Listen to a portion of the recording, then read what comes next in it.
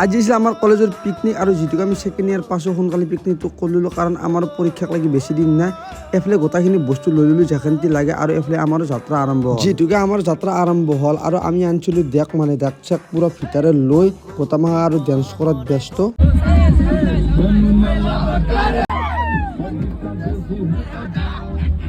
dance sense করবা নাজো তথাপিও অবলাং ঝেংকে বেংকে ডেন্স করছো আর আমি আহি পালোঁ গুৱাহাটী মানে এটা জায়গাত ৰখছোঁ কাৰণ আমাৰ এটা ছাৰ আহিছে ছাৰজনক ৰখি আছোঁ আৰু এখনি ধুনীয়া এটা ফটো তুলি আৰু আমি ডেন্স কৰাত লাগি গ'লোঁ আমি ডেন্স কৰি আহি থাকোঁ মানে আৰু কেনেকৈ আহি পালোঁ পিকনিক প্লেচৰ জেগাটো আমি গমেই নাপালোঁ আৰু ধুনীয়াকৈ তামোলৰ গছৰ মাজে মাজে যাই চাওঁ আৰু হাতখন এনেকৈ উলিয়াই দিছোঁ নফেলি ৰখে দে মোবাইলটো তাৰপিছত আমি আহি পালোঁ সেই নদীটো কাৰণ সেইটোৱে হৈছে এই সৌৱান নদীটো পিকনিক প্লেচ আহি পাওঁ মানে ধুনীয়াকৈ যেখানটি খাৱা লোৱাৰ জেগাৰ আছে গোটেইখিনি ইয়াতে নুমে দি কেনে চব চলি আমি গোটেই ফুৰিব গ'লোঁ আৰু ই মোক এটা